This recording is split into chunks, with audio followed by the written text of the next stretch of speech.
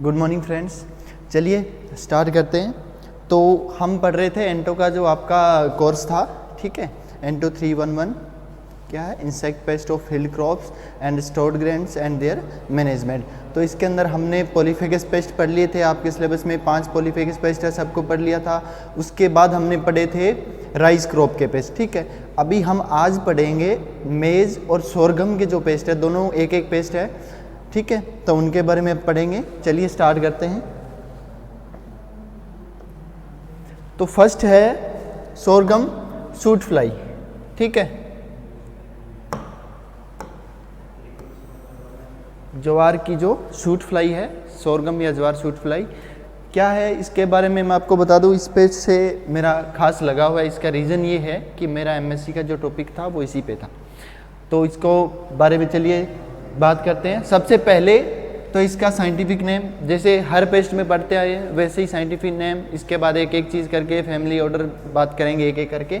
तो सबसे पहले इसके साइंटिफिक नेम की बात करें तो क्या है, एथेरिगोना सोकाटा, ठीक है, एथेरिगोना सोकाटा। इसके बाद बात करेंगे इसकी फैमिली की, तो फैमिली कौन सी है इसकी, मस्किडी, ठीक है, मस्किडी फैमिली है। इसके बाद यहाँ आपको एक फैमिली में कंफ्यूज मत होना, क्योंकि बुक्स में क्या है आपको कुछ और भी मिल सकती है, इसकी एंथोमाइडी भी बोलते हैं फैमिली, कोई बात नहीं, एक फैमिली याद करना जो भी आपको याद रहे, मस्किडी। इसके बाद ऑर्डर की बात करें तो ऑर्डर है इसका डिप्टेरा। तो अभी तक हमने जितने पेस्ट पढ़े हैं उसके अंदर शायद डिप्टेरा ऑर्डर अभी तक नहीं पढ़ा आपने, है ना। तो डिप्टेरा ऑर्डर का फर्स्ट पेस्ट है ये। तो ध्यान रखना आप कि डिप्टेरा जो ऑर्डर है इसकी अब वही चीज़ें जैसे मैंने आपको बताया था, कोलियोप्टेरा में कंप्लीट मेटामॉर्फोसिस होता है और लेपिडोप्टेरा में कंप्लीट होता है ना, हेमिप्टेरा में इनकम्प्लीट होता है ना, ऑर्थोप्टेरा में इनकम्प्लीट होता है। उसी प्रकार बात करें डिप्टेरा में तो इसमें क्या होता है, कंप्लीट मेटामॉर्फोसिस होता है इसके अंदर फर्स्ट। तो सेकंड थिंग बात करें, कंप्लीट होगा तो क्या होगा, 4 स्टेज होगी। अब इसका जो लार्वल जो स्टेज होती है, ठीक है, इसकी लार्वल जो स्टेज होती है उसको क्या बोलते हैं, ये इंपॉर्टेंट है, उसको बोलते हैं मैगट, ठीक है, उसको क्या बोलते हैं, मैगट। अब इसके बाद चलिए बात करते हैं होस्ट प्लांट की। तो होस्ट प्लांट मैंने आपको पहले ही बताया कि क्या होते हैं, जिसके ऊपर वो फीड करता है, या पेस्ट की बात करें जो जिस क्रॉप के ऊपर या जिस बी जो है प्लांट के ऊपर लगता है। तो यहाँ होस्ट प्लांट की बात करेंगे, नाम तो आप देख रहे हो इसका क्या है, सोरगम सूट फ्लाई। तो यहाँ ये मत सोच लेना कि सिर्फ सोरगम पे होती है, कहने का मतलब जितनी भी ग्रेमिनी कुल की है ना, ग्रेमिनी कुल की जितनी भी जो क्रॉप्स हैं, बात करें सोरगम होगी और बाजरा हो गया, नेपियर घास होगी, इसके अलावा और भी जो इससे रिलेटेड जितनी भी है उन सब के अंदर ये हो सकती है, ठीक है। चलिए ये हो गए होस्ट प्लांट, ठीक है। तो क्या हो गया, सोरगम हो गया, बाजरा हो गया, या बात करें मक्का हो गया, इन सब के अंदर क्या है, ये लगती है। फिर बात आती है नेचर ऑफ डैमेज की। तो नेचर ऑफ डैमेज मैं आपको बता देता हूँ इसका डिटेल के अंदर कि नेचर ऑफ डैमेज में क्या होगा। सबसे पहले देखिए नेचर ऑफ डैमेज में क्या होगा कि बात करते हैं, अपने स्टार्ट करते हैं एग से, है ना, एग लेइंग से, ठीक है। तो एग लेइंग जो इसकी होती है, मान लो ये कोई लीफ है सोरगम की, है ना, तो ये लीफ की क्या है, मान लीजिए आप क्या है, लोअर सरफेस है, ठीक है। तो लोअर सरफेस पे जो ये मिड रिब होती है ना लीफ की, इसके पास, ठीक है, इसके पास यहाँ ऐसे इसके आपको एग्स मिलेंगे सिंगली, सिंगली कहने का मतलब एक एक एग्स होते हैं, और एक मिड रिब के पास 10 या 12 एग्स मिल सकते हैं, एक एक करके 2 या 3 दिन के गैप से दिए जाते हैं एग्स। और जो एग्स होते हैं वो क्या है, सिगार शेप और वाइटिश कलर के होते हैं, ठीक है ना, वाइट कलर के एग्स होते हैं। इसके बाद फिर क्या होगा, इनसे मैगट निकलेंगे, ठीक है, लार्वल जिसको बोलते हैं, जो लार्वा है। तो लार्वा जो निकलेगा मैगट, वो क्या करेगा, ये प्लांट है, ठीक है, ये सोरगम का प्लांट है। तो लार्वा क्या करेगा, इस प्लांट के ऊपरी भाग जो है ना, ऊपर से ऊपरी वाली जो साइड है, ये मान लो ये इसका क्या है, मैगट है। तो ये क्या करेगा, प्लांट के ऊपरी भाग से यहाँ से क्या करेगा, इंटर करेगा स्टेम के अंदर, ठीक है, तने के अंदर इसने क्या किया, इंटर किया। इंटर करने के बाद ये क्या करेगी, ये जो मैगट है ये क्या करेगा, इसको अंदर ही अंदर फीड करेगा, ठीक है। अब इसको अंदर ही अंदर फीड करेगा, इससे क्या होगा, जो स्टेम के अंदर बीच वाला जो पोर्शन होता है, सेंट्रल शूट जो होती है, वो क्या होगा, सूख जाएगी। ठीक है, सूख जाएगी तो इससे क्या होगा, ये हमने पहले भी पढ़ा था, राइस जो स्टेम बोरर पढ़ा था उसमें, सूखने के बाद क्या होगा कि इससे जो सेंटर वाली शूट होती है, बीच वाली है ना, ये सूख के क्या है, मुरझा जाएगी, है ना, मुरझा जाएगी और येलोइश कलर की हो जाएगी। इससे क्या होगा, ये जो भी प्लांट है, ऐसा प्लांट जिसके ऊपर डैमेज हो गया और ऐसे सिम्टम दिखाई देते हैं, उसके ऊपर क्या है, जो दाने बनते हैं, है ना, दाने जो बनते हैं वो नहीं बन पाते इसके ऊपर। ठीक है, ये प्लांट है, हाइट में छोटा रह जाएगा, प्लस क्या है, इसके ऊपर ग्रेन्स नहीं बनेंगे। इसको क्या बोलते हैं, डेड हार्ट। सेम ही है जैसा उसमें था।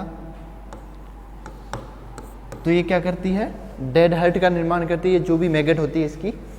अब इसके बाद ये क्या करती है, स्टेम में ही इसको फीड करते करते फिर यहाँ से क्या है, रूट वाला जो पोर्शन होता है, इससे थोड़ा सा ऊपर की साइड क्या करेगी, यहाँ पे एक कोकून बनाएगी, है ना, और वहीं पे क्या है, ये प्यूपा में कन्वर्ट होता है। ठीक है, प्यूपा में कन्वर्ट होता है। इसके बाद क्या है, यहीं से क्या है, एडल्ट जो फ्लाई होती है वो स्टेम से निकल के बाहर आती है। ठीक है, तो ये हो गया इसका नेचर ऑफ डैमेज भी और लाइफ साइकिल भी, है ना।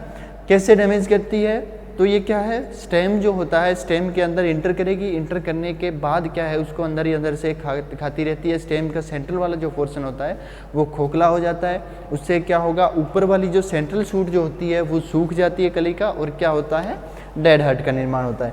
ओके, चलिए आगे बात करते हैं। अब ये हो गया इसका नेचर ऑफ डैमेज।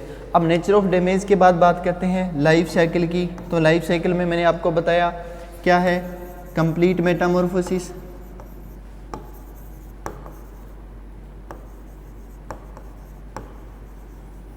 तो क्या होगी लाइफ साइकिल में, 4 स्टेज होगी। अब वो 4 स्टेज कौन कौन सी होती है बताइए आपको, एग, लार्वा, या इसकी बात करें तो इस कंडीशन में क्या हो जाएगा, मैगट, उसके बाद प्यूपा और एडल्ट।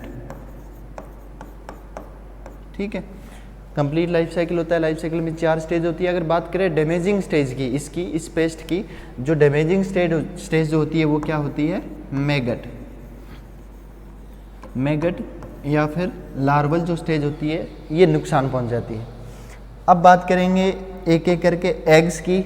तो मैंने आपको पहले ही बता दिया एग्स का, एग लेइंग कहाँ होगी इसकी, लीफ जो है, मान लो ये लीफ है, तो लीफ की जो लोअर सरफेस होती है, नीचे वाली जो सरफेस होती है, इस सरफेस पे बीच वाली जो मिड रिब होती है, मिड रिब के दोनों साइड कहीं भी आपको एक एक करके सिंगली इसके एग्स दिखेंगे। सिंगली का मतलब क्या होता है, एक एक करके एग्स दिए जाते हैं। ठीक है, इसके बाद 2-3 दिन बाद क्या होगा, हैचिंग होगी। हैचिंग होने के बाद क्या निकलेंगे उसमें से, मैगट। ठीक है, ये जो मैगट निकलेंगे ये क्या है, वाइट कलर के होते हैं।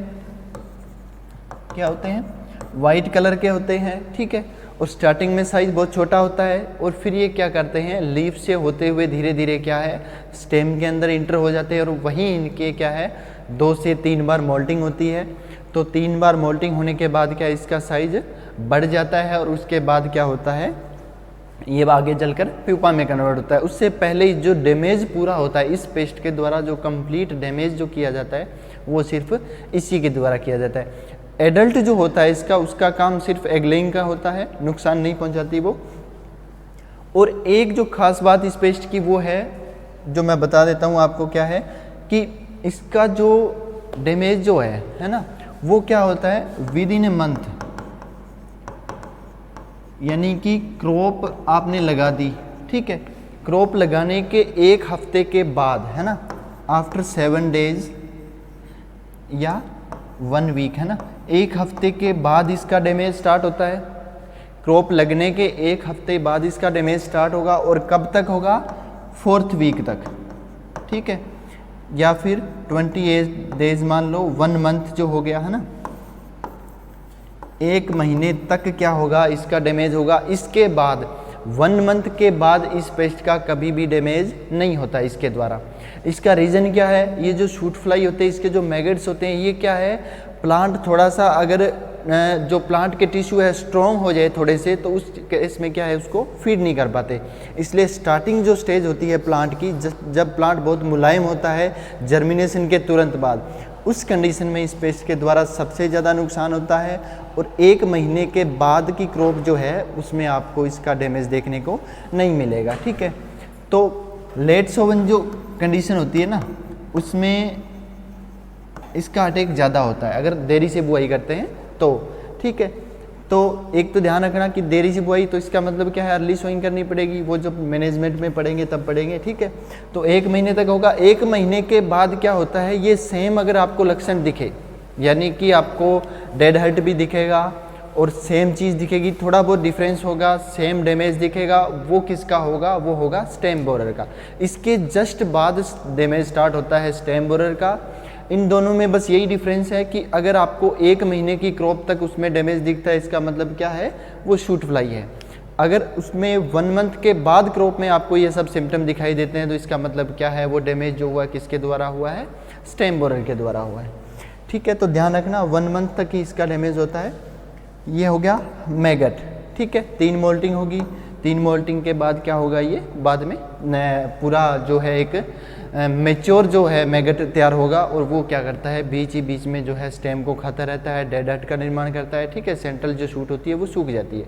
इसके बाद क्या होगा, प्यूपा बनेगा। प्यूपा स्टेज मैंने आपको पहले ही बता दिया कि ये क्या होती है, ये एक्टिव स्टेज नहीं होती, ये इनएक्टिव स्टेज होती है। बस काम करती है ये क्या, कि मैगट जो है, आपने देखा मैगट के लेग्स नहीं होती, या फिर बात करें जो है उसके विंग्स वगैरह नहीं होते हैं ना, तो उसके बाद प्यूपा जो स्टेज होती है, इसके दौरान क्या होता है, इंसेक्ट के अंदर बहुत सारी चेंजेज आते हैं। उसमें विंग्स का डेवलपमेंट होता है, माउथ पार्ट्स का डेवलपमेंट होता है ना, बहुत सी चीज़ें, तो वो सब इसी स्टेज के दौरान होता है प्यूपा।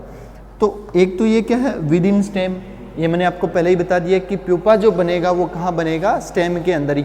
जो लोअर पोर्शन जो होता है प्लांट का, मैंने बताया था आपको, यानी कि ये वाली जो जगह है यहाँ पे क्या होता है कि ये प्यूपा में कन्वर्ट होता है। ठीक है, इसके बाद फिर कलर जो है इसका क्या है, रेडिश ब्राउन कलर होता है। इसके बाद आता है एडल्ट। ठीक है, ये प्यूपा जो है इससे इमर्ज होके बाद में एडल्ट निकलता है। एडल्ट जो होता है ये क्या है कि इसका जो मेन काम है वो क्या है, एग लेइंग का होता है। इसके द्वारा डैमेज नहीं होता, कभी भी डैमेज नहीं करता ये। एडल्ट जो होती है ये मैं आपको बता देता हूँ क्या है। हाउस फ्लाई देखी है सबने, घरेलू मक्खी जो होती है, सेम चीज़ होती है, दिखने में घरेलू मक्खी जैसी होती है, लेकिन डिफरेंस क्या होता है कि इसका जो साइज है वो क्या होता है, थोड़ा सा छोटा होता है घरेलू मक्खी से। साइज घरेलू मक्खी से छोटा होगा, और ये आगे वाला जो हेड, इसका हेड वाला जो पोर्शन होता है वो क्या होता है, थोड़ा सा ऑरेंज कलर का होता है, ऑरेंज कलर का होता है। बाकी सेम आपको घरेलू मक्खी की तरह दिखेगी, लेकिन क्या है, थोड़ा सा डिफरेंस होता है साइज में। ये क्या है, घरेलू मक्खी से छोटी होती है। अभी आगे डायग्राम से आपको क्लियर हो जाएगा। ठीक है, तो ये हो गया एडल्ट स्टेज। अब चलिए ये देख रहे हो आप डायग्राम, तो डायग्राम में एक एक करके मैं आपको दिखा देता हूँ। ये जो दिखाई दे रहा है आपको, ये क्या है, यहाँ पे इस जगह एग है, ये एग है जिसको मैंने बड़ा करके दिखा रखा है यहाँ पे।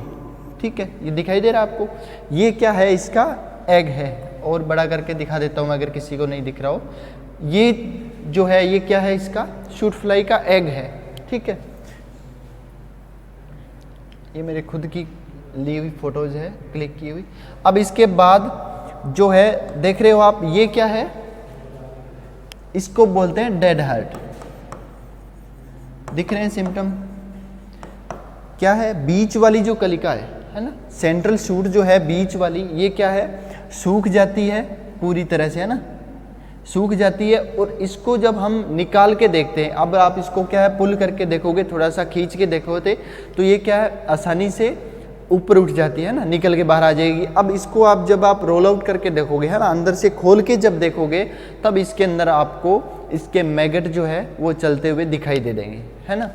तो ये क्या है, डेड हार्ट सिम्टम।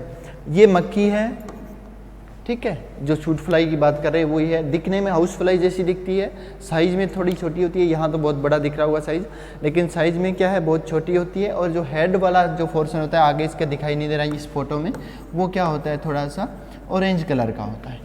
ठीक है, चलिए फिर बात करते हैं इसके लाइफ साइकिल की। तो लाइफ साइकिल में मैंने आपको बताया कि क्या है, कंप्लीट मेटामॉर्फोसिस तो है ही, है ना। तो लाइफ साइकिल में 4 स्टेज होगी। अब 4 स्टेज कौन कौन सी है? फर्स्ट एग, एग वाली जो स्टेज होती है 1 से 2 दिन, यहाँ मतलब क्या है कि एग जो है एग लेइंग के 1 से 2 दिन बाद क्या है हैचिंग होगी, और हैचिंग से क्या है मैगट निकल के आएंगे, ठीक है। अब ये मैगट जो है ये क्या है 6 से 10 दिन तक रहते हैं, है ना। 6 से 10 दिन तक इनका डैमेज होता है, और डैमेज होने के बाद क्या है ये जो है बाद में क्या करते हैं कन्वर्ट हो जाते हैं प्यूपा में, और प्यूपा जो स्टेज होती है ये होती है 6 to 9 डेज की, और इसके बाद क्या है फिर एडल्ट जो है वो बाहर निकल के आता है, ठीक है। एडल्ट 1 से 2 दिन, यानी कि एडल्ट क्या होता है रिप्रोडक्शन के बाद 1 से 2 दिन बाद क्या है वापस से एग लेइंग स्टार्ट करते हैं, और ये पूरा जो साइकिल है ये दोबारा से स्टार्ट हो जाता है। तो यहाँ जो अगर बात करें लाइफ साइकिल की, है ना, तो इसका जो लाइफ साइकिल है वो टोटल लाइफ साइकिल कितना होता है 14 to 23 डेज का, ठीक है। 14 to 23 डेज का होता है, क्योंकि अभी मैंने आपको बताया कि 1 मंथ के बाद तो क्या है इसका डैमेज होता ही नहीं है क्रॉप के ऊपर, ठीक है। तो 14 से क्या है 23 दिन तक का होता है। इसके बाद अगर बात करें इसकी जनरेशन की कि 1 साल में कितनी जनरेशन्स होती है, तो इसकी क्या है 1 साल में बहुत सारी जनरेशन होती है, मैनी जनरेशन। अब यहाँ मैनी का मतलब क्या है कि कई बार क्या होता है जो सोरगम जो सोइंग होती है सोरगम की वो अलग अलग जगह पे अलग अलग टाइम के अकॉर्डिंग होती है। हो सकता है किसी ने पहले सोइंग की हो, बाद में सोइंग की हो, है ना। तो सीधी सी बात है जब जब क्रॉप लगाएंगे अपने स्टार्टिंग वाला जो मंथ होगा ना उस मंथ में इसका अटैक होगा। तो इसके क्या है 1 साल में बहुत सारी जनरेशन पाई जाती है, ठीक है। फिर चलिए बात करते हैं इसके मैनेजमेंट की, ठीक है। मैनेजमेंट की अगर आपने इसका डैमेज अच्छे से देख लिया हो तो इसमें क्या होता है फिर मैनेजमेंट में इतनी दिक्कत नहीं आती। तो मैंने आपको बताया कि जो लेट सोइंग होती है उसके अंदर इसका जो है वो डैमेज ज़्यादा होता है, तो इसके लिए क्या करेंगे अर्ली सोइंग करेंगे। सेकंड क्या है हाई सीड रेट। अब हाई सीड रेट का मतलब क्या है यहाँ पे, तो क्या करते हैं हम सबसे पहले नॉर्मली जो सोरगम की सीड रेट होती है वो कितनी होती है 10 से 11 किलोग्राम होती है पर हेक्टेयर के हिसाब से, है ना। तो इस कंडीशन में जब शूट फ्लाई की बात करें तो इस कंडीशन में क्या करते हैं हम इसकी सीड रेट जो है वो 10 किलो से बढ़ा के क्या लेते हैं हम 12 किलोग्राम प्रति हेक्टेयर की दर से लेंगे। अब इससे क्या होगा, इससे होगा ये कि प्लांट की डेंसिटी ज़्यादा होगी, है ना, नंबर ऑफ प्लांट्स ज़्यादा होंगे। इसका अगर डैमेज होता भी है, ठीक है, इसका डैमेज होगा तो हम क्या करेंगे जिन जिन प्लांट पे आपको इसका डैमेज दिखेगा उन प्लांट्स को क्या करते हैं प्लंक यानी कि उखाड़ देते हैं फील्ड से। उसके बाद जो नंबर ऑफ प्लांट्स बचेंगे ना वो आपके वही बच जाएंगे जो आपने 10 किलोग्राम सीड लेके उसमें जितने उगड़े थे जर्मिनेशन होने थे उतने बच जाते हैं, है ना। इसके लिए क्या करते हैं हम पहले से ही जहाँ ऐसा हो कि अगर कोई एरिया स्पेसिफिक ऐसा है जिसके अंदर हर साल क्या है इसका डैमेज होता ही होता है, उस कंडीशन में हम क्या करेंगे इसकी सीड रेट ज़्यादा लेंगे तो क्या है बाद में अगर प्लांट्स को उखाड़ना भी पड़े तो कोई दिक्कत नहीं होती। फिर है रिमूव अफेक्टेड प्लांट्स। अभी मैंने बताया आपको कि जिस प्लांट के ऊपर इसका इफेक्ट हो रखा है उनको उखाड़ के फेंक देते हैं। अब उखाड़ने का मतलब पता कैसे चलेगा, तो मैंने आपको बताया ना जो अभी डायग्राम जो दिखाया था जिसके अंदर क्या है वो सेंट्रल कलिका सूखी हुई दिखाई देती है, ये फील्ड के अंदर आसानी से दिख जाती है। तो वो जितने भी प्लांट होंगे उन सबको हम क्या करेंगे उखाड़ के फेंक देते हैं। फिर है रेजिस्टेंट वेराइटी। इसके लिए कुछ रेजिस्टेंट वेराइटी का यूज़ लेते हैं हम ताकि इसको क्या है इसके ऊपर डैमेज हो ही ना इसका। तो CSH7, CSH8, CSH15R, IC SV 700, 705 and Swati. इसके अलावा और भी बहुत है। तो इनमें से किसी भी एक वेराइटी का यूज़ अगर अपन लेते हैं तो उसमें क्या है जो शूट फ्लाई जो होती है इसका डैमेज नहीं होता है। फिर है सीड ट्रीटमेंट, यानी कि सीड को बुआई से पहले हम क्या करते हैं बीज को ट्रीटमेंट करते हैं कुछ केमिकल से, जिससे क्या होता है कि ये जो शूट फ्लाई है इसका डैमेज नहीं होता है, ठीक है। तो ये क्या है 100 किलोग्राम के हिसाब से मैं यहाँ बता रहा हूँ क्वांटिटी, यानी कि पर 100 किलोग्राम कितनी क्वांटिटी लेनी है। तो सबसे पहले तो है क्लोरपाइरिफोस 20 EC, तो इसकी 400 ml मात्रा, क्विनोलफोस की 400 ml मात्रा 25 EC, और इमिडाक्लोप्रिड 70 WS का मतलब क्या है वेटेबल सॉल्यूशन। तो इसका 1 किलोग्राम मात्रा जो होती है वो काम में ली जाती है पर 100 किलोग्राम सीड। ठीक है, इनसे क्या करते हैं, इनमें से किसी एक केमिकल से क्या करेंगे हम, जो सीड जो होते हैं उनको ट्रीट किया जाता है ना, उनको अच्छे से क्या किया जाता है, कवर किया जाता है इनके। उसके बाद जब क्या है सोइंग करते हैं तो उसमें क्या होता है, सूट फ्लाई का डैमेज जो अटैक है वो नहीं होता है। एक यहाँ चीज़ है फिश मील ट्रैप। फिश मील ट्रैप जो है इसका यूज़ किया जाता है जो सूट फ्लाई है इसके कंट्रोल के लिए। ये मेनली सूट फ्लाई के लिए ही काम में लिया जाता है। अब ये होता क्या है, फिश मील जैसे नाम से पता चल रहा होगा, जो मछली जो होती है ना, मछली जो होती है उसका जो चूरा जो होता है ना, मछली का जो चूरा होता है उसको यूज़ किया जाता है, या मछली की जो खाद होती है उसको यूज़ किया जाता है एज ए ट्रैप। कैसे करते हैं, हम क्या करेंगे, फील्ड के अंदर जगह जगह पे क्या करेंगे, मान लो ये फील्ड का लेवल है, ठीक है, ये लेवल है, 1 मिनट में अच्छे से दिखा देता हूँ आपको। मान लीजिए ये ग्राउंड लेवल है, ठीक है, ये ग्राउंड लेवल है, ग्राउंड लेवल है तो यहाँ पे क्या करेंगे कि बीच में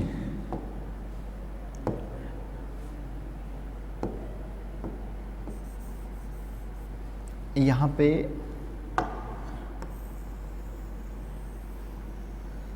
ऐसे ये जो है पॉलीथीन की शीट्स लेते हैं, पॉलीथीन की शीट लेके उसके अंदर हम क्या करते हैं, ये पॉलीथीन की शीट है, ठीक है, ये पॉलीथीन की शीट है, इसके अंदर क्या करते हैं हम, वाटर प्लस जो फिश मील ट्रैप जो भी बात किया था हमने, मछली का जो बुरादा होता है उसको क्या है मिक्स करते हैं, मिक्स करके और इसको भर के इन थैलियों को फील्ड में अलग अलग जगह पे क्या है हम सॉइल जो सॉइल का लेवल होता है, ग्राउंड लेवल जो होता है वहाँ तक क्या करते हैं, थैली को ऊपर से खुली रखते हैं और ऐसे जगह जगह पर लगा देते हैं। इसके बाद क्या होगा, इसकी जो स्मेल जो होती है ना, इसकी जो स्मेल होती है इसकी तरफ जो शूट फ्लाई है वो क्या होती है, अट्रैक्ट होती है, ठीक है, इसकी जो स्मेल है उसकी तरफ शूट फ्लाई अट्रैक्ट होगी। अब अट्रैक्ट होगी तो क्या होगा, यहाँ नज़दीक में जो भी प्लांट है ना, आसपास के जो भी प्लांट होंगे, मॉर्निंग के टाइम अगर सुबह सुबह के टाइम हम यहाँ जाके फील्ड विजिट करते हैं तो आप देखोगे कि यहाँ आसपास के इस जो ट्रैप हमने लगाया है इसके आसपास वाले जो प्लांट जो होते हैं यहाँ पे क्या दिखेगा आपको, बहुत सारी शूट फ्लाई जो है वो इकट्ठी हुई दिख जाएगी, क्योंकि इसकी सुगंध की वजह से इकट्ठा होती है। इस कंडीशन में हम क्या करते हैं, फिर इनको जो हैंड नेट होता है हमारा या स्वीप नेट जो होता है उसकी सहायता से इनको कैच कर लेते हैं, ठीक है, तो इसको बोलते हैं फिश मील ट्रैप। फिर बात करेंगे अगर खड़ी क्रॉप के अंदर हमें, वो तो था सीड ट्रीटमेंट का, अगर हमें क्या खड़ी फसल के अंदर कुछ स्प्रे करना है केमिकल्स का अटैक होने के बाद, तो क्या है कौन कौन सा केमिकल्स को यूज़ करेंगे। 500 लीटर वाटर जो है हम स्टैंडर्ड मान के चलते हैं, इसके अंदर क्वांटिटी मैं आपको बता देता हूँ। क्लोरोपाइरीफॉस 20 EC की 1.5 लीटर जो मात्रा है वो 500 लीटर पानी में घोल बना के उसका छिड़काव करते हैं, या मेलाथियन है 50 EC उसकी 1.25 लीटर मात्रा, कार्बेरिल 50 WP की 2 लीटर मात्रा जो है वो प्रति हेक्टेयर के हिसाब से उसको मिक्स करके फील्ड के अंदर स्प्रे करते हैं ना। अब ये कंसंट्रेशन तो पता है ना आपको, ये क्या चीज़ है, ये EC क्या है, WP क्या है, ये पिछले सेमेस्टर में आपको बताया था, दोबारा बता देता हूँ। EC का मतलब होता है इमल्सिफाइड कंसंट्रेशन, ठीक है, और WP का मतलब क्या होता है, वेटेबल पाउडर, ठीक है। अब बिफोर सोइंग कई बार क्या करते हैं, अगर हम सीड ट्रीटमेंट नहीं करते हैं, ठीक है, आपको सीड ट्रीटमेंट नहीं करना, उस कंडीशन में क्या करते हैं, सीड ट्रीटमेंट नहीं करके उससे पहले ही जिस फील्ड में हमें सोरगम लगानी है उस फील्ड को ट्रीट करते हैं कुछ केमिकल से। तो कौन कौन से, या तो उसमें क्या है कार्बोफ्यूरॉन का यूज़ करते हैं 3G, यहाँ G का मतलब क्या है, ग्रेनुअल्स से है ना, ग्रेन्यूल्स यानी जो दानेदार जो आते हैं ना केमिकल्स, उनकी बात हो रही है। कार्बोफ्यूरॉन 3G 12.5 किलोग्राम प्रति हेक्टेयर की दर से, या फिर फोरेट 10G जो है 10 किलोग्राम प्रति हेक्टेयर की दर से इसकी मात्रा जो है वो फील्ड के अंदर हम क्या करते हैं, इसको बुरकाव किया जाता है, ठीक है। उसके बाद सोइल में अच्छे से मिक्स करते हैं, मिक्स करने के बाद क्या है इसमें सोइंग की जाती है, ठीक है। तो ये हो गया मैनेजमेंट आपके शूट फ्लाई का। अब बात करते हैं स्टेम बोरर की, ठीक है, ये भी दोनों में लगता है, ज्वार या मेज में स्टेम बोरर। दोनों के डैमेजिंग सिम्टम जो है वो लगभग सेम है, कुछ चीज़ें अलग है जो मैं आपको बता दूंगा। तो सबसे पहले तो साइंटिफिक नेम क्या है इसका, काइलोपार्टिलस, ठीक है। जो स्टेम बोरर जो होता है इसको मेज मेनली क्या होता है, इसका डैमेज जो होता है वो मेज में ज़्यादा होता है, इसलिए इसको मेज स्टेम बोरर के नाम से ही जाना जाता है। काइलोपार्टिलस फैमिली है इसकी पायरेलिडी और ऑर्डर है लेपिडोप्टेरा। ठीक है, तो लेपिडोप्टेरा ऑर्डर है, फैमिली पायरेलिडी। अब लेपिडोप्टेरा ऑर्डर के पेस्ट हम पहले भी पढ़ चुके हैं, तो इसके बारे में आपको तुरंत ध्यान में आना चाहिए कि क्या होगा, लाइफ साइकिल क्या होगा। लाइफ साइकिल कंप्लीट मेटामॉर्फोसिस होता है। लाइफ साइकिल के अंदर 4 स्टेज होती है, और कौन सी स्टेज नुकसान पहुंचाती है, जो लार्वल स्टेज होती है, जिसको क्या बोलते हैं, कैटरपिलर बोलते हैं। ठीक है, ये हर चीज़ें जो है ये आप बार बार रिवाइज करते रहे, जो भी ऑर्डर आए उसके थ्रू, तो क्या होगा आपको ये याद हो जाएगी अच्छे से। फिर बात करते हैं होस्ट प्लांट की। तो होस्ट प्लांट मैंने आपको बताया अभी, इसमें भी सेम ही है, सोरगम में, मेज़ में, या फिर बाजरा में, या इसके अलावा नेपियर घास जो हो गई है ना, इसके अलावा और भी जो भी ग्रेमिनी कुल की है उनके सब के अंदर ये नुकसान पहुंचाता है। फिर बात करते हैं नेचर ऑफ डैमेज की। ठीक है, तो नेचर ऑफ डैमेज में क्या होता है, इसका जो नेचर ऑफ डैमेज है वो लगभग सेम ही होता है जैसा हमने पढ़ा था शूट फ्लाई का। क्या क्या होता है मैं बता देता हूँ आपका। इसकी बात करें तो एग लेइंग की सबसे पहले तो है ना, तो मान लीजिए ये लीफ है, और ये लीफ का क्या है, लोअर सरफेस है ना, ये लोअर सरफेस है लीफ की। तो लोअर सरफेस है ना, लोअर सरफेस में जो मिड रिब होती है, सेम जैसे सूट फ्लाई का डैमेज था वैसे ही क्या है, जो मिड रिब जो होती है, मिड रिब के पास में, यहाँ मिड रिब के पास में आपको इसकी एग लेइंग दिखेगी। लेकिन डिफरेंस क्या होता है सूट फ्लाई में और इसमें, इसकी जो एग लेइंग है वो आपको ग्रुप में दिखेगी, ग्रुप में एग लेइंग की जाती है ना। और प्लस क्या है, जो एग्स दिए जाते हैं वो एक दूसरे के ऊपर ऐसे क्या है, एक दूसरे के ऊपर जमे हुए रहते हैं। इसे देखने में क्या पता चलता है, जैसे कोई धब्बा सा नजर आता है देखने में, तो ये क्या होती है, इसकी एग लेइंग का है ना, एग लेइंग ऐसे होती है। अब इसके बाद क्या होगा, इससे जो कैटरपिलर निकलेंगे, ठीक है, इससे जो कैटरपिलर निकलेंगे वो नुकसान करेंगे। सबसे पहले तो ये जो लीफ जो है, लीफ के ऊपर ही डैमेज करेंगे। बाइटिंग एंड चेविंग टाइप के माउथ पार्ट होते हैं। इसका जो कैटरपिलर होगा उसमें क्या है, बाइटिंग एंड चेविंग, काटने और चबाने वाले जिसको बोलते हैं, वो माउथ पार्ट होंगे। ठीक है, तो ये क्या करेंगे, जो लीफ है जहाँ से ये इमर्ज होंगे, अब जैसे एग है यहाँ से हैचिंग हुई, तो हैचिंग होने के बाद ये क्या करेंगे, जिस लीफ पे होते हैं वहीं पे क्या होते हैं, नुकसान करना स्टार्ट कर देते हैं। अब इसके लिए एक टर्म यूज होती है पिन होल इंजरी। ठीक है, पिन होल इंजरी ये स्पेशल इसी पेस्ट का क्या है, डैमेजिंग सिम्टम है। पिन होल इंजरी कैसे होती है मैं बता दूं आपको। ये लीफ है, ठीक है, ये लीफ है, तो ये क्या करेगा, जो कैटरपिलर इसका जो होता है वो लीफ में क्या होता है, एक पैरेलल यानी कि समांतर क्रम में क्या करेगा, कुछ होल्स बना देता है। अब कैसे, मान लो ये लीफ है, तो इसके ऊपर आपको ऐसे जगह जगह पे क्या है, होल्स दिखेंगे लीफ के ऊपर, है ना। एक पैरेलल आपको क्या है, होल्स दिखेंगे, इनको क्या बोलते हैं, पिन होल इंजरी। और ये पिन होल इंजरी जो है, पिन होल इंजरी ये क्या है, डैमेजिंग सिम्टम है इसका। ठीक है, स्टेम बोरर का। तो इसके बाद ये सब स्टार्टिंग में तो ये सिम्टम दिखेंगे। इसके बाद क्या होता है, सेम जैसे सूट फ्लाई डैमेज करती है, तो ये भी क्या करेगा, जो स्टेम जो होता है ना, स्टेम जो होता है, स्टेम के अंदर इंटर होके, और स्टेम को क्या है, अंदर ही अंदर से खाता रहता है। सेंट्रल शूट जो होती है वो सूख जाती है, बीच वाला जो मिडरिब होती है, और क्या होता है, प्लांट मुरझा जाता है ना, जला हुआ सा नज़र आता है। ऐसे आप देखोगे तो सेंट्रल शूट जो बीच की कलिका जो होती है वो सूख के मुरझा जाती है।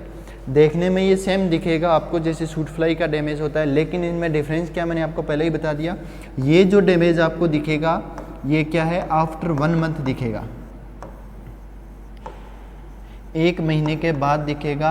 अगर स्टार्टिंग स्टेज में 1 मंथ तक अगर क्रॉप में आपको ऐसे सिम्टम दिखाई देंगे तो वो किसके होंगे, सूट फ्लाई के। ठीक है, 1 मंथ बाद में ये सिम्टम दिखाई देते हैं तो ये किसके होंगे, स्टेम बोरर के। प्लस ये जो सेंट्रल वाली जो शूट होती है, इसको अगर हम खींचते हैं ऊपर से, है ना, खींचते हैं तो आसानी से ये क्या है, बाहर निकल जाती है। फिर आपको आप इसको खोल के देखोगे तो इसके अंदर भी आपको क्या है, कैटरपिलर दिखाई देगा। प्लस क्या होता है, इसके अंदर एक फॉल स्मेल आती है। है ना, बदबू आती है इसके अंदर एक अलग ही किस्म की, जो भी क्या है, ये भी क्या है, इसका एक कैरेक्टरिस्टिक्स है ना, ये सिम्टम है इसका, जिससे पता चलता है कि इसमें जो स्टेम बोरर का डैमेज हो रखा है। ठीक है, अब इसके बाद क्या होगा, ये जो रूट वाला पोर्शन होता है इससे थोड़ा सा ऊपर की ओर यहाँ पे ये क्या है, एक होल बनाता है। जैसे हमने पढ़ा था ना स्टेम बोरर में, जो राइस का स्टेम बोरर था ना उसमें, वैसे ये यहाँ क्या है, ये होल बनाता है एक, और होल बनाने के बाद क्या है, इसके अंदर ही अंदर ये इसको खाता रहता है। और जब कैटरपिलर जो स्टेज होती है, लार्वल स्टेज होती है, पूरी होती है, उसके बाद ये अंदर ही स्टेम के अंदर ही क्या करता है, कन्वर्ट होता है किसमें, प्यूपा के अंदर, और फिर वहाँ से क्या है, इसका एडल्ट जो है वो बाहर निकलता है। ठीक है, तो ये क्या हो गया, डैमेजिंग सिम्टम इसके जो स्टेम बोरर है।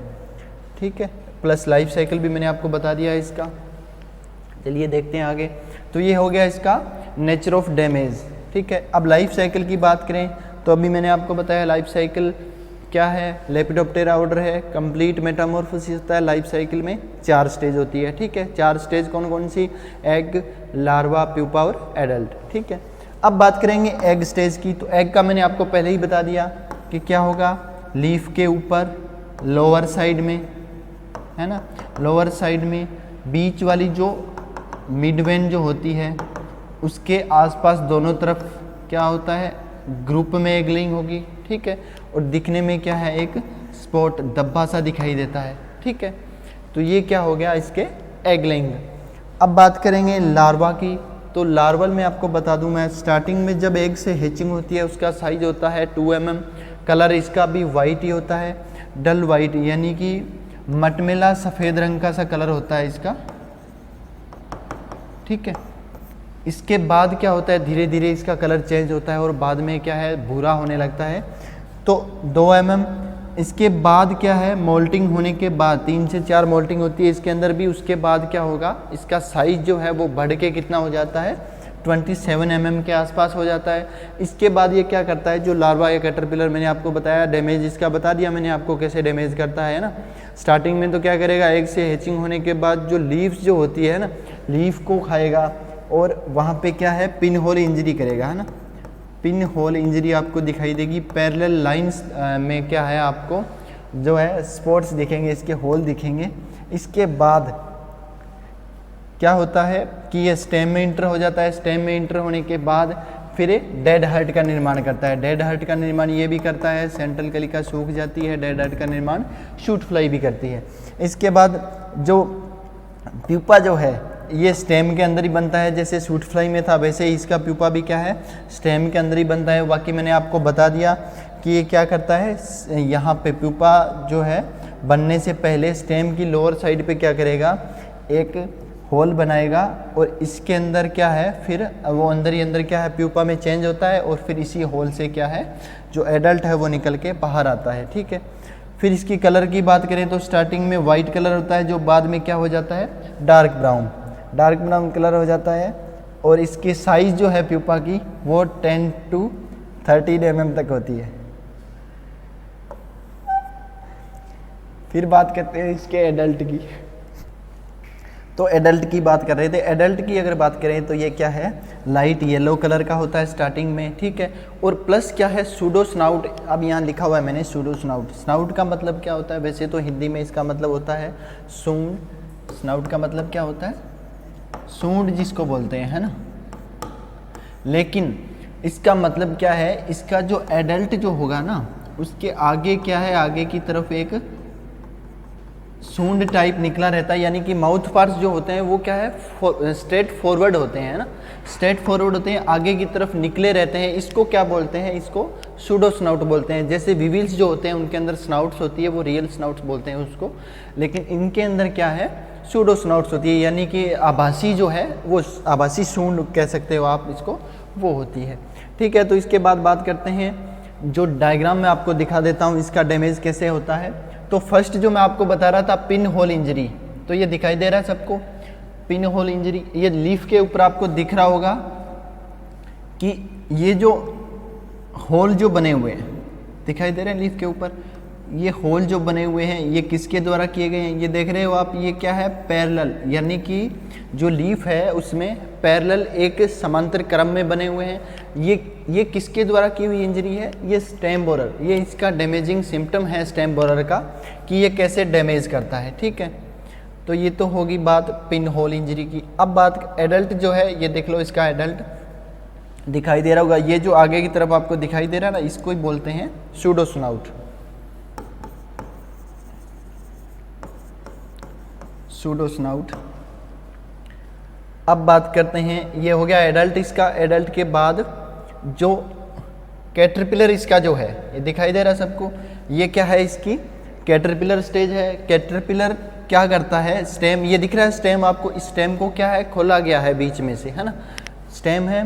स्टेम को अगर आप बीच में से काट के देखोगे, खोल के देखोगे, तो उसके अंदर आपको ये कैटरपिलर जो है ये फीड करता हुआ या चलता हुआ आपको आसानी से दिखाई दे जाता है। ठीक है, इसके बाद बात करते हैं, जो मैंने आपको बताया अभी डेड हार्ट की, जो हम बात कर रहे थे, है ना, डेड हार्ट की बात कर रहे थे कि सेंट्रल कलिका जो होती है वो सूख जाता है। तो ये देखिए प्लांट जो है, इसके ऊपर ये जगह जगह आपको पिन होल इंजरी तो दिख ही रही होगी। इसके अलावा ये क्या है, ये दिखाई दे रहा है सेंट्रल जो शूट है ना, बीच की जो कलिका है ये सूखी हुई दिख रही है ना, सूखी हुई, इसको क्या बोलते हैं, डेड हार्ट बोलते हैं। और ये सिम्टम किसका है, इसका स्टेम बोरर का। ठीक है, शूट फ्लाई का भी है, लेकिन दोनों में डिफरेंस क्या है ये मैं बता चुका हूँ आपको ऑलरेडी। ठीक है, तो इसको ध्यान रखना, भी अच्छे से देख लेना। चलिए बात करते हैं आगे नेक्स्ट लाइफ साइकिल की इसकी।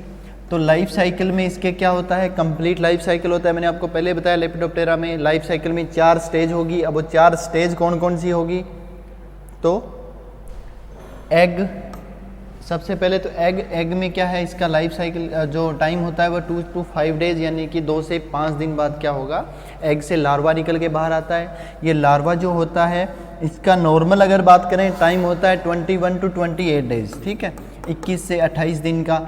लेकिन जो इसकी ये स्टेज जो है, लार्वल जो स्टेज है, ये क्या करती है, डाइपोज में, या फिर बात करें जो सुसुप्तावस्था होती है, डोरमेंसी जिसको बोलते हैं, डोरमेंसी में रहती है। ठीक है, इसकी जो लार्वल स्टेज है ये डोरमेंसी में रहती है, यानी कि जो शीतकाल जो होता है ना, जो बात करें विंटर सीजन जो होता है उसके दौरान क्या होता है, इसकी जो लार्वल स्टेज है ये क्या है, अपनी जितनी भी मेटाबॉलिक एक्टिविटीज़ होती है उनको रोक के और क्या है, सुसुप्तावस्था में चली जाती है।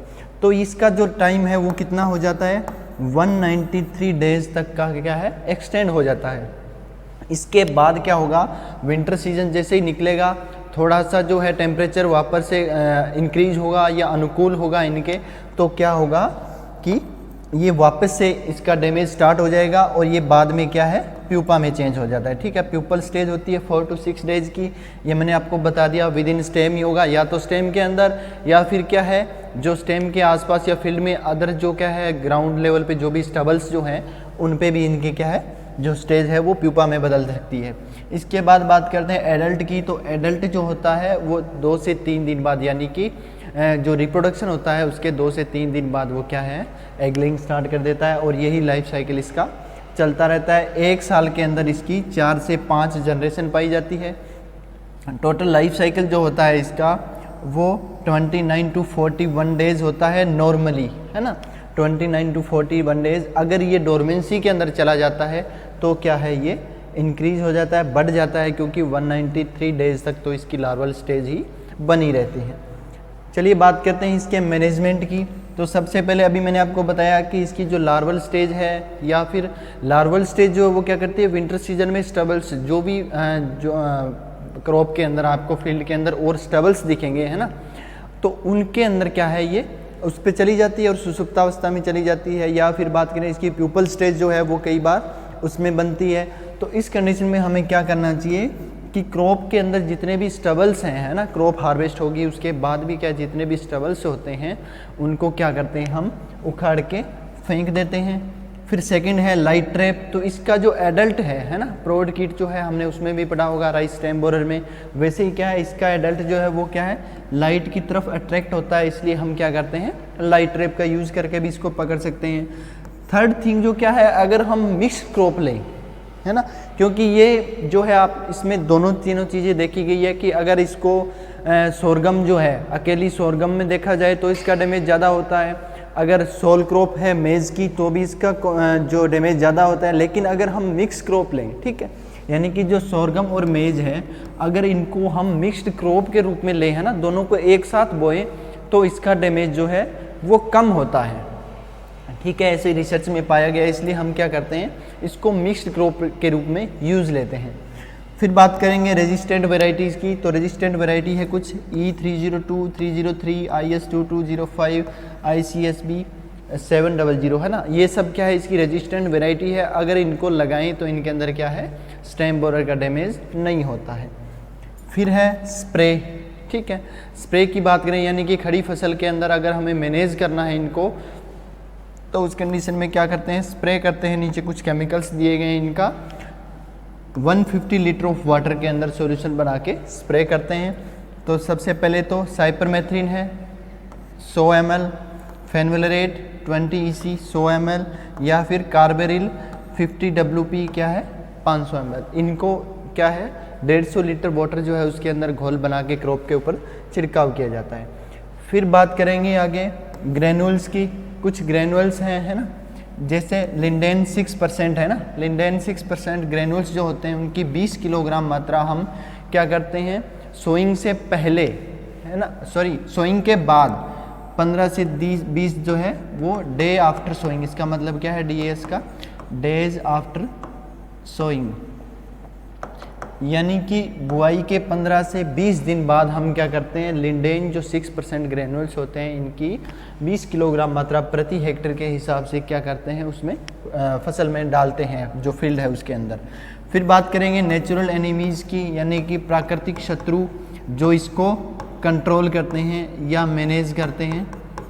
तो इसके अंदर कुछ चीज़ें, सबसे पहले तो क्या है, एग पेरास्टोइड, है ना, यानी कि जो ट्राइकोग्रामा की जो स्पीसीज़ में है, माइनेटम जो स्पीसीज़ है ना, माइनेटम, ये क्या होती है, ये जो स्टेम बोरर का एग होता है उसके ऊपर एग पेरास्टोइड के रूप में काम करती है।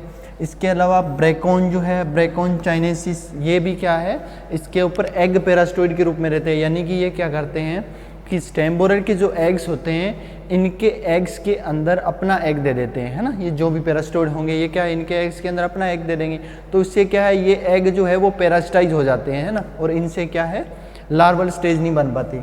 अब बात करेंगे लार्वल की, यानी कि कुछ एनिमीज ऐसे हैं जो क्या है लार्वल स्टेज के ऊपर पेरास्टोइड या प्रीडेटर के रूप में रहते हैं।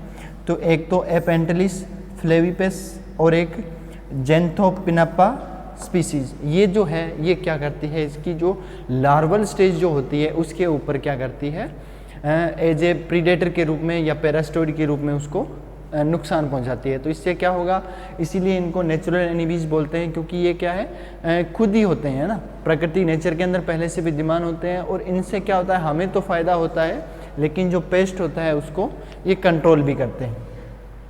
ओके, तो ये हो गया आपके दोनों पेस्ट कंप्लीट। बाकी नेक्स्ट जो क्लास होगी उसके अंदर हम नेक्स्ट पेस्ट के बारे में बात करेंगे, ठीक है, एक एक करके सभी क्रॉप के। ओके, धन्यवाद।